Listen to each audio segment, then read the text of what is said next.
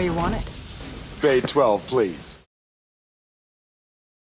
Hello there, Marvel fans, and welcome to a movie review where we are talking about Ant-Man and the Wasp: Quantumania. Now, this will be a spoiler-free review. I won't be talking about any major plot points.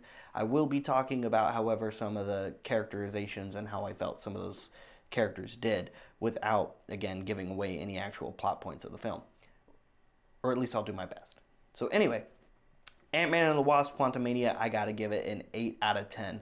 This was a wonderful, wonderful fresh start to Phase 5 of the MCU.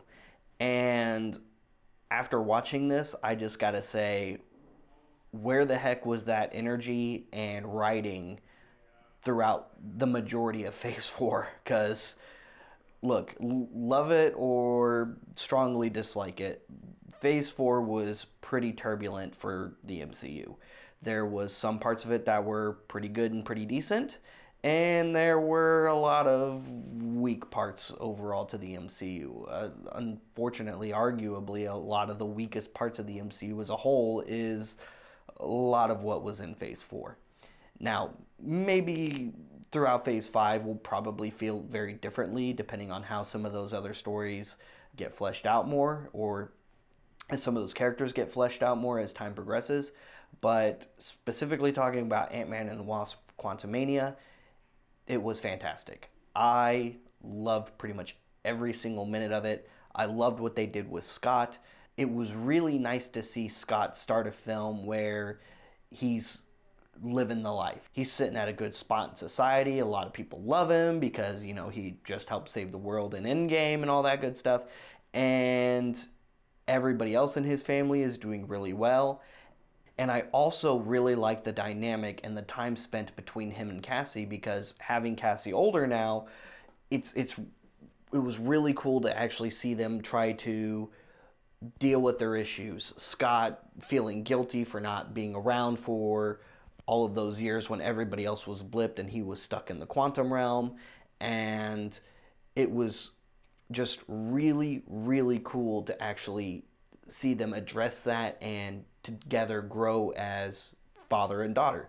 So I really liked all that. I liked the Pym Van Dyne family dynamic as well, and see them kind of grow together a little bit, and Janet actually have to address some of the things and her life living in the quantum realm for decades, and that was really cool too. And not the least of which is Kang.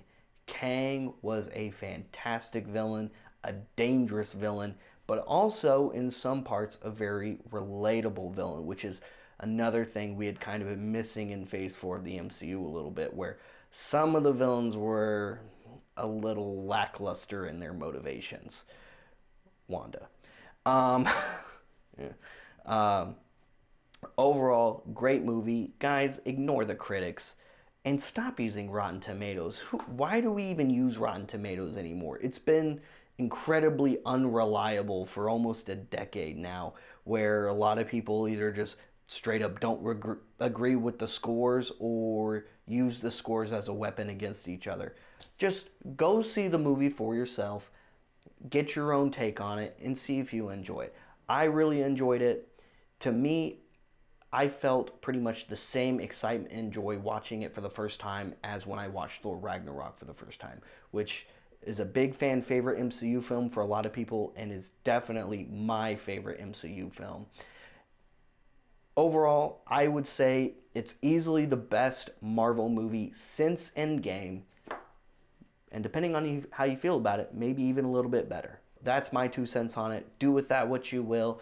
Go see Ant-Man and the Wasp: Quantumania and see what you think. It's in theaters now, and I think you might enjoy it. Stay tuned for more quick movie reviews such as this one. This is something new we wanted to test out and something we talk about doing often. I mean, I talk about reviewing movies and shows all the time, and sometimes in the past we have done that a little bit, but we're going to try to be better about it and try to stay on top of it a little bit more. So let us know what you think of this. Let us know what you thought about Ant-Man and the Wasp: Quantumania if you've already liked it. And please, guys, be kind to your fellow fans out there and try not to post any spoilers for at least a week, week and a half, because I know a lot of us are excited about that new movie, and I know some of us really loved it and really want to talk about it, but talk about it amongst your friends who had seen it. Please be kind to our fellow fans out there. That's all I ask. Just be courteous. Make sure you like and subscribe. Follow us on social media. We'll see you guys later. We'll see you another time. And as Scott says, look out for the little guy.